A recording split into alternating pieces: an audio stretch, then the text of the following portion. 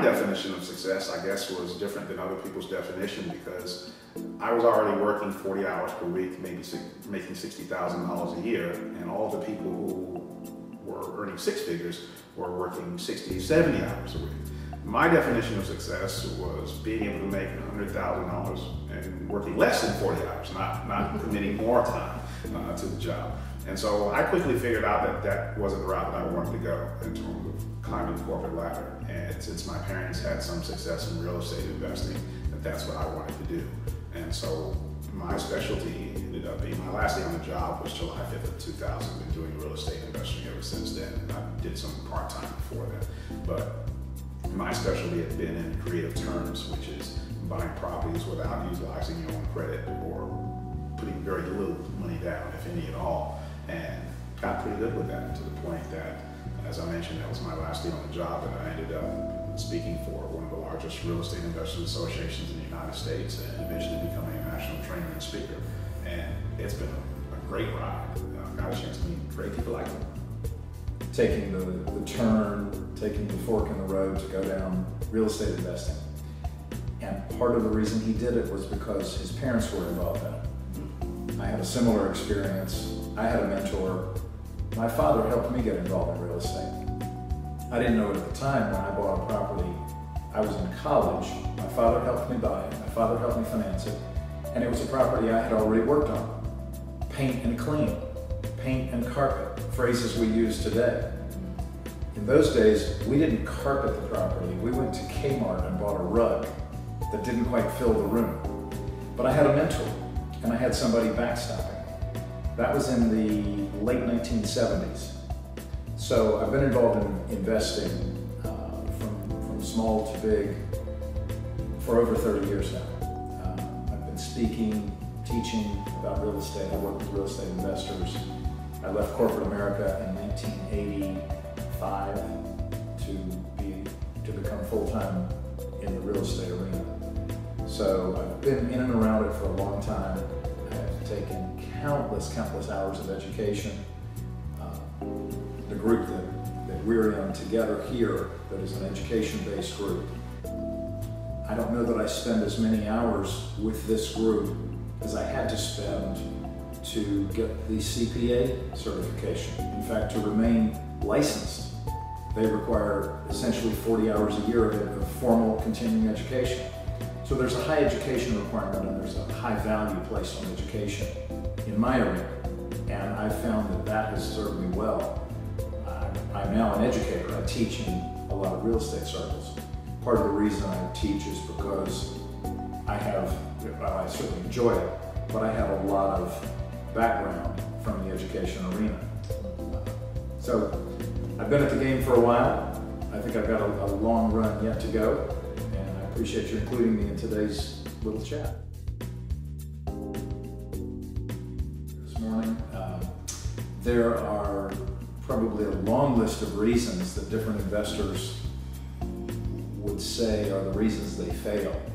You can boil them down to just a handful of reasons, and they go to some basic fears. You know, why is it that they're not getting over that goal line, if you're going to use the metaphor? And one of the fundamental fears that people have is fear of failure, and so they don't start. To use another analogy, maybe, how do you eat an elephant? We've all heard the analogy. You know, you can't eat an elephant because you can't figure out where to get started because this thing is so big. And so not knowing how to start, not knowing how to take that first step, you walk around this big thing and you get up on a ladder and you look down at it and you do all of this, and you've spent a lot of time working on this process, this thing called investing in real estate. And we don't quite know how to get started, especially if we come from an environment where we don't have real estate specific experiences.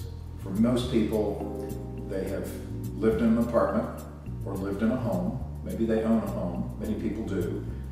Their maintenance experience consists of unclogging a toilet, changing a light bulb. But the idea of building a house or investing in real estate, dealing with the financing and the operation and the buying and selling, it's a big transaction. And so they don't know how to get started. And after they've spent time working around this big object, this big elephant, they get tired, especially if they're going at it by themselves. And so it's not so much that they fail in that they took a course and got a failing grade, or set a goal and didn't achieve it. It's simply that they fail to get started. And you'll hear things like, oh, I looked into real estate investing, but it wasn't going to work out for me.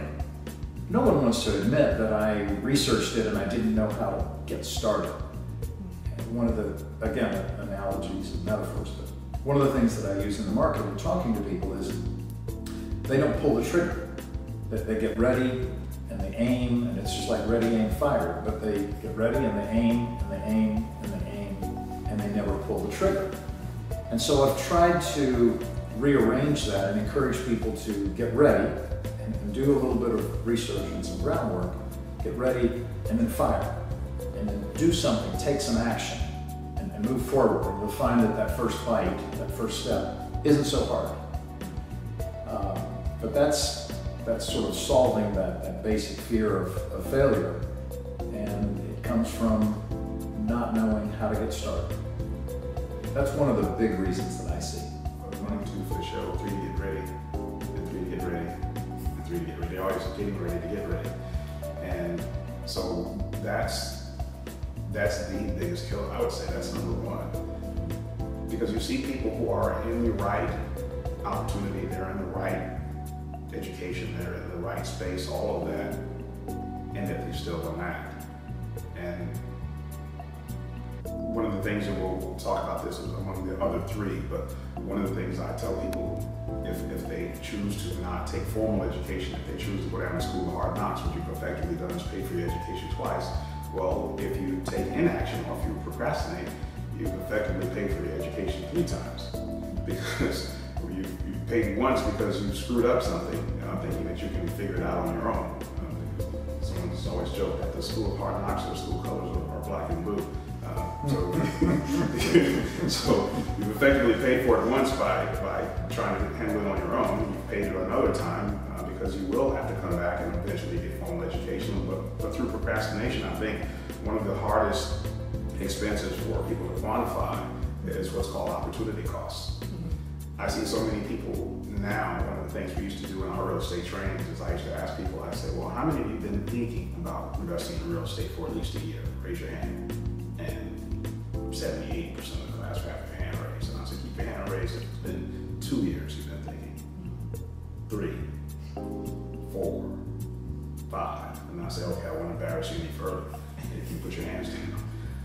Why would someone take 5 years to think about something? That's more than a presidential cycle, right? So, I mean, at some point, that's a cost too, an opportunity cost, what it costs you to not take action on something.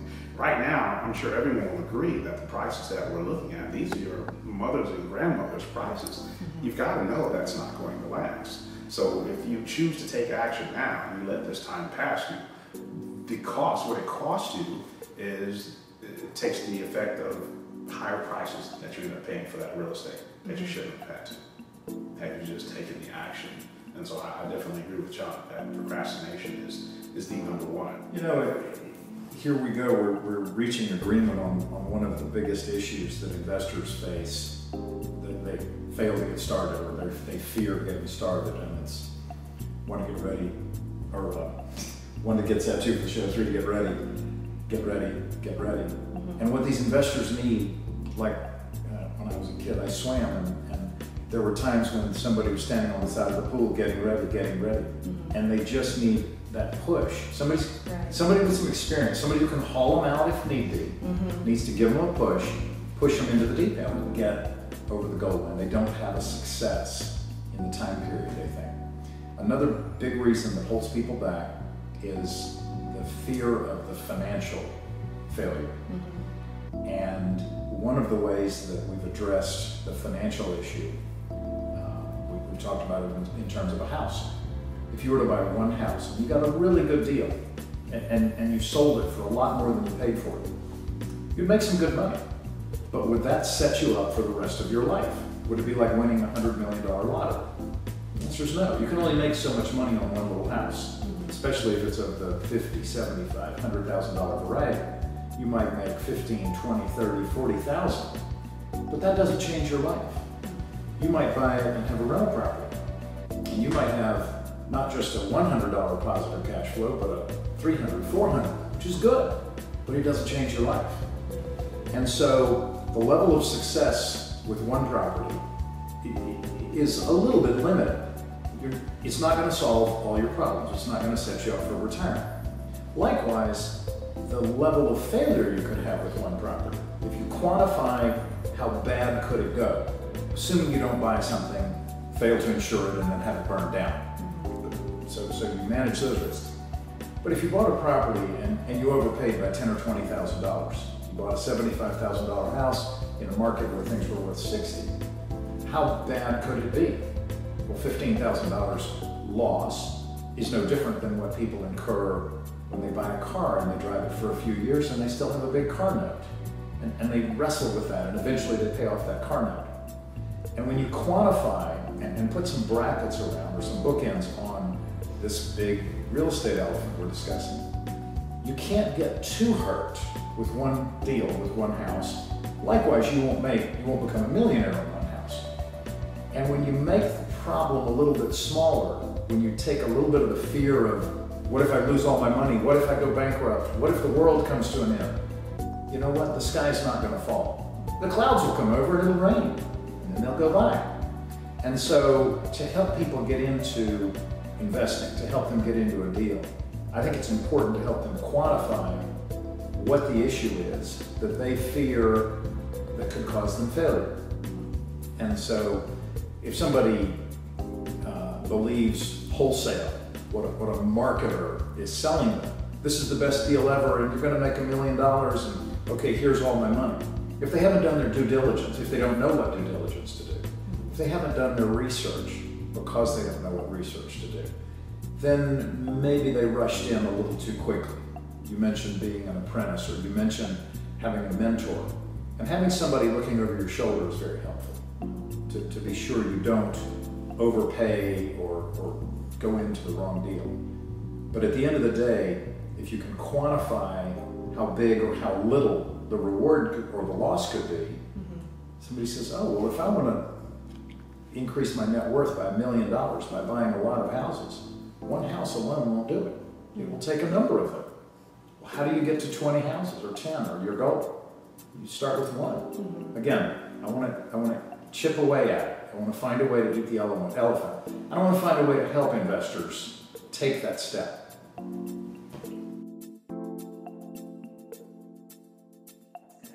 The classic cost versus value proposition. Right. There are those who know the cost of everything and the value of nothing. Real estate investors come into this business for a number of reasons. One, it's cool to say, I own some houses, and they want to be able to make that statement when they're having dinner with their friends. Oh, I bought another house today. It's kind of empowering to make that statement. And it's an intangible value when you talk about what you have, if you're in that kind of conversation. But really, people come into this business because they want some freedom, some financial freedom, some personal freedom, to take a Wednesday morning and do an interview for an hour. They want the freedom to run their lives, to be their own bosses. And so the value of the school of hard knocks and the value of making mistakes and the value of getting the formal education and practicing,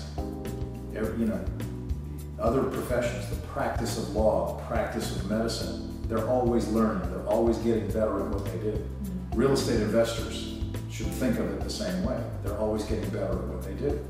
And so the value of jump starting, or on a board game when you draw a card and it says skip 3 spaces forward, that's value that you otherwise have to pay for with the school of hard knocks costs, be it black and blue, be it money on a deal that failed.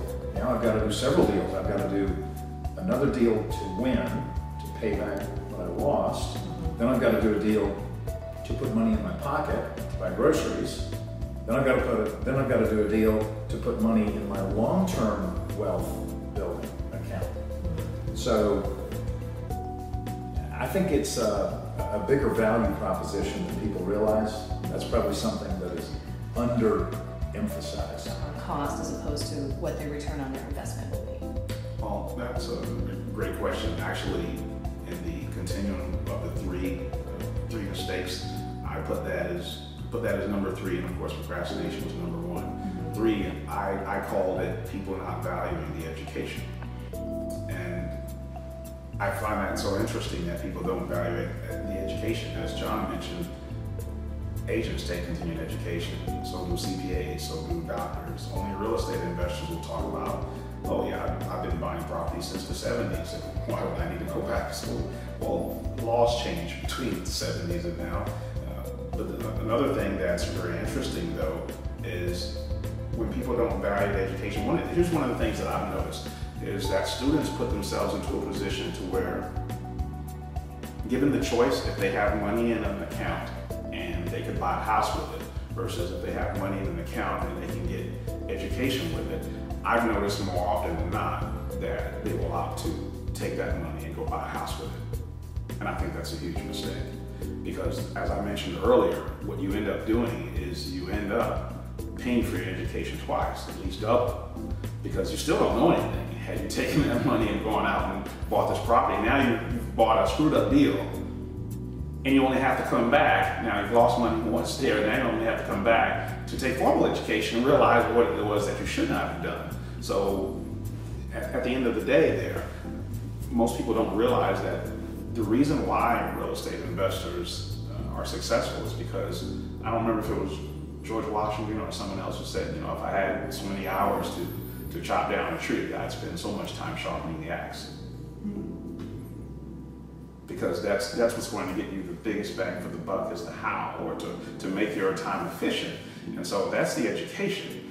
Being able to, nothing is going to stop you from making mistakes. There's nothing, even when you take education, it's not going to stop you from making mistakes. What it does is it keeps you from making a catastrophic mistake, which is so obvious. And I see people making so many really obvious mistakes. I had a real estate investor who came, or one of the real estate investors who came to one of our meetings, and one of the things that he said, so when I'm part of your team, he says, you guys are sort of, in a sense, like my protectors. You kind of advise me on things that I should or should not do. Is that correct? And I said, yes. And he said, okay, because I ran into a little instance that I might need your help on.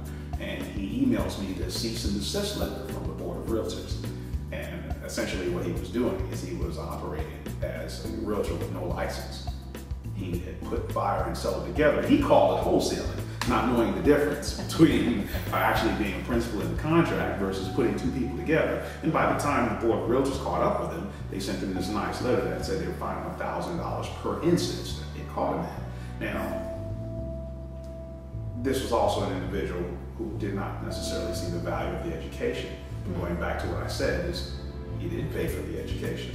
He just didn't realize how to pay for the education. He paid through the School of Hard Knocks, that black and blue that we talked about.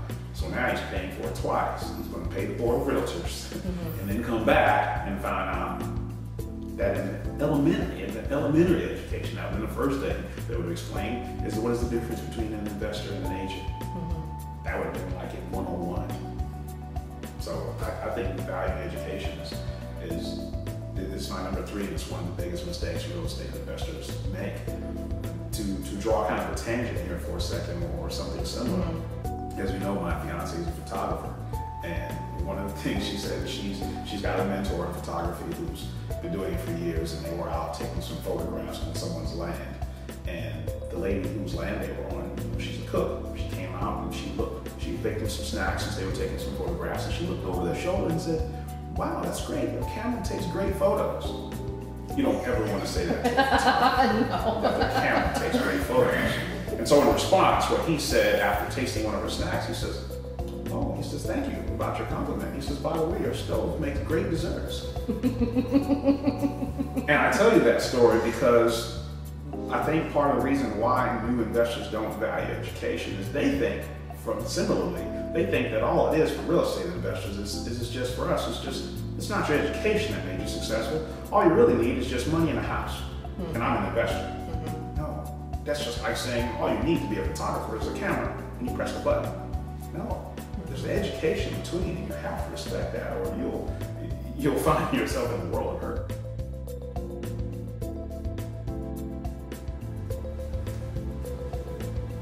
people who haven't saved up a lot of money and don't have a sense of where big chunks of money come from.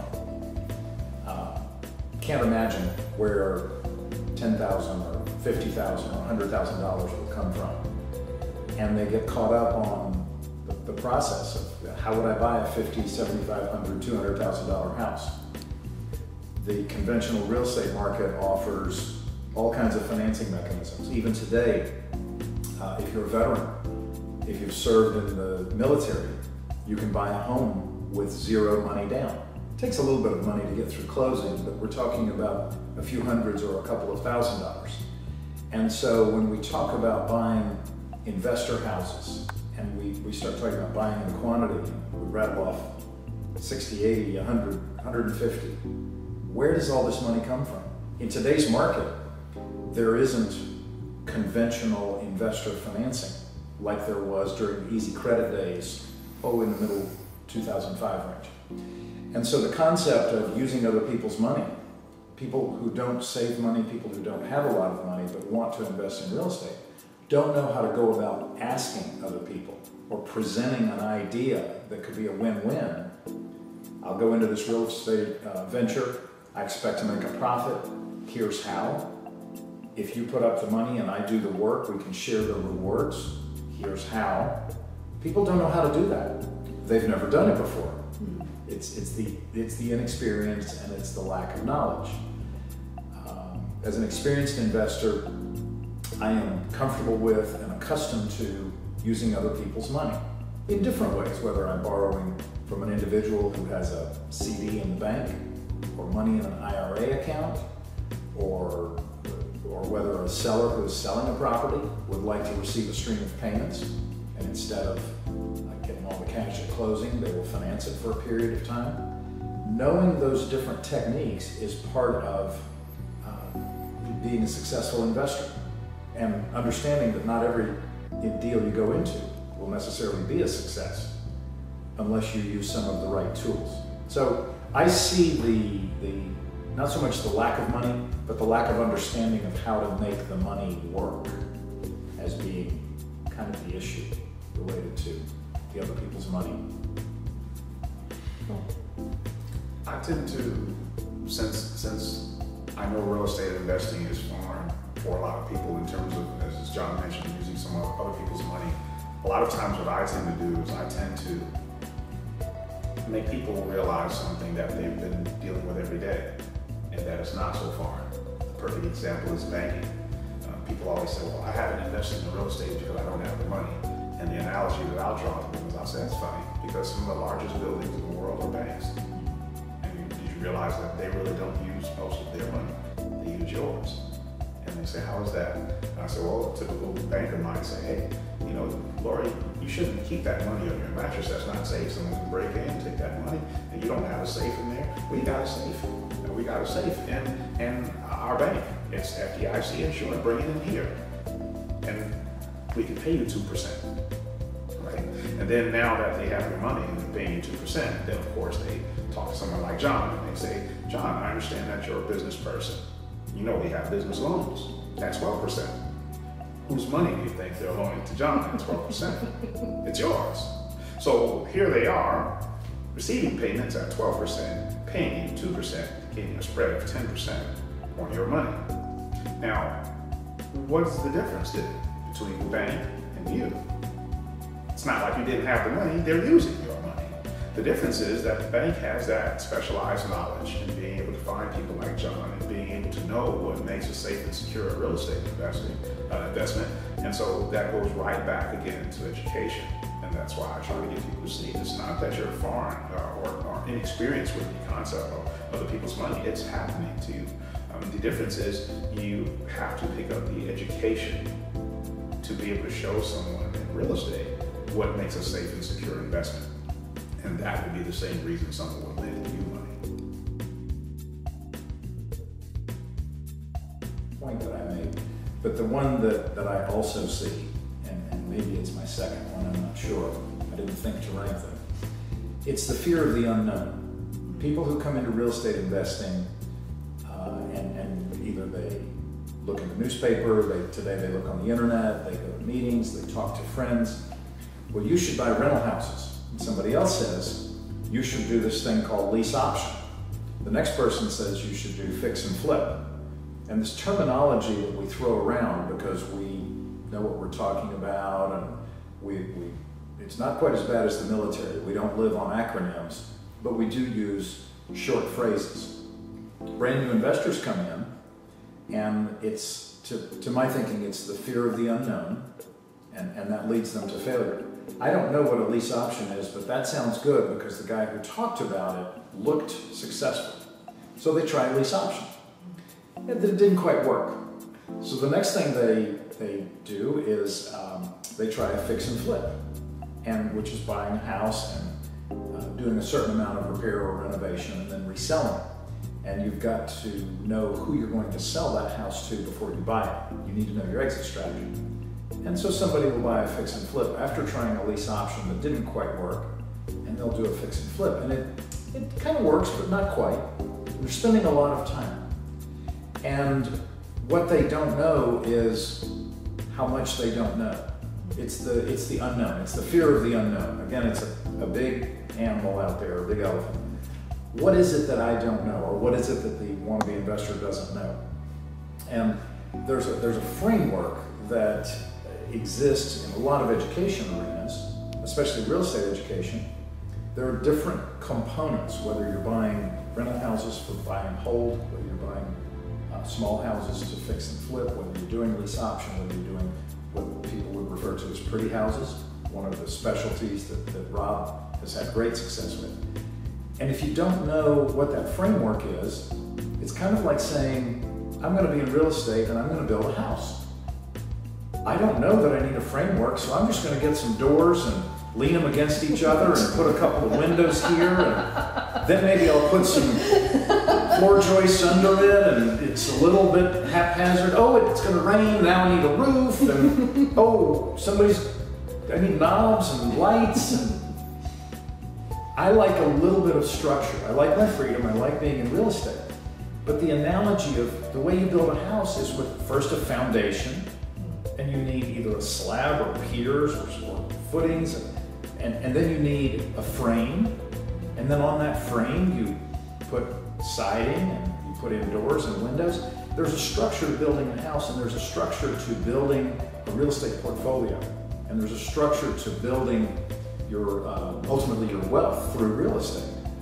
And people don't know what that structure looks like, and it's too easy to get caught up in, this sounds cool, so I'll try it. One of the maxims that people use in real estate is you have to do everything twice. So if you're going to try a real estate technique, if you're going to try a category, the first time you do it is to figure out how it works. And you'd like to have a mentor. I had my dad helping me. The first time you learn a little bit about how it works. The second time you do it, you make an investment in a second rental house, for example, to see if you like it. And if you do, then you buy 3 more and 5 more and 10 more. And if you don't, you exit that category and you go to another category. But understanding that framework, it's the reason people fail is because they're going to buy a rental house and then they're going to learn everything about creating offshore corporations with trusts and, oh wait a minute, we haven't even bought a house yet. We have nothing to spend $10,000 protecting. Yeah. So what is the sequence? What is the progression? I don't think if you were to be a surgeon that they would introduce you on day 1 to heart surgery until you had a foundation in medical training. So what I'm hearing you say then actually is very similar to what I've heard Rob talk about in terms of the structure of the education and how that's actually very important. One of the things that I certainly had noticed when I was coming into learning about real estate investing was, okay, you're learning this concept and this concept and this concept, and it's like, wait a minute, I don't even know about what makes up a purchase and sales contract. There's obviously some very basic things that I was missing right from the start. And so when I was trying to go back and fill the holes in later, So Rob, actually, I mean, you're so good at explaining this in terms of what's been missing in terms of real estate investor education in the industry, and how education is structured, which is actually a great segue, which I'm feeling called to just go ahead. And what makes in the industry that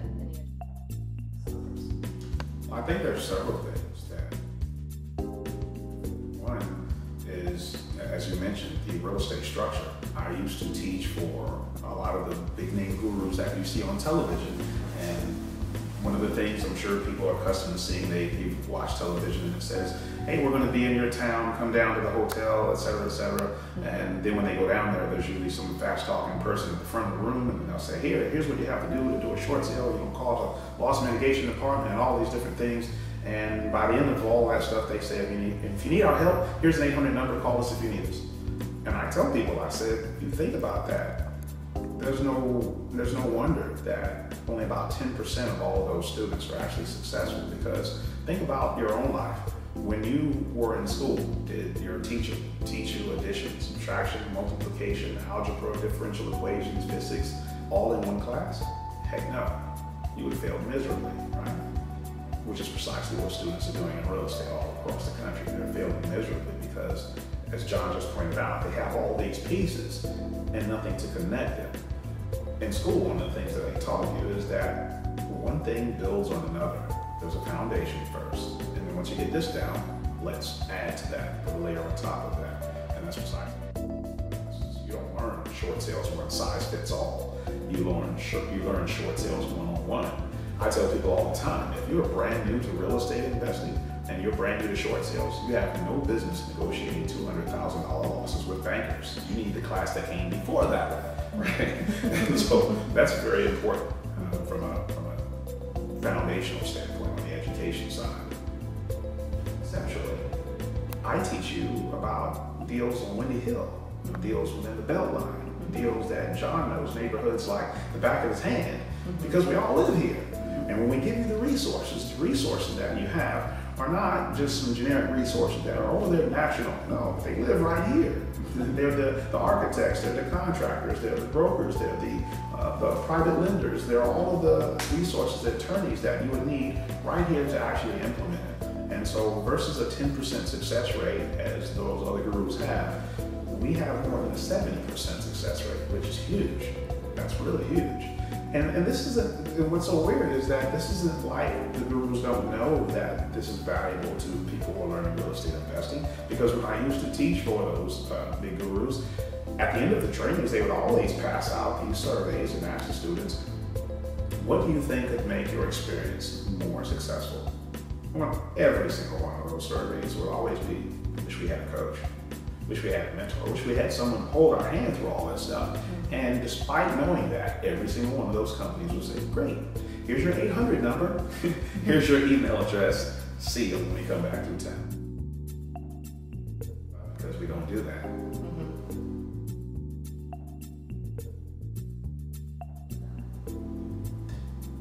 I would say that my biggest thing is I need to know that someone is coachable. Because so many times I see people who, they recognize that they need advice, they recognize they need guidance, but then in the same breath as they're asking for guidance, then they want to argue. They'll say, well, what should I do? And you say, well, you do A, B, C. And you say, well, I don't like D. I'm going to do A, B, D. Okay, if you don't get the same results, then that's your fault. So the first thing that I think is important is, one, be coachable and open-minded enough to recognize that someone's already been there and done that. The wheel is already round. There's no need for you to reinvent it. And then secondly, I think one of the things that's very important to recognize about seasoned investors is that we've already paid our dues in terms of education, and within advanced seasoned circles, education is very respected.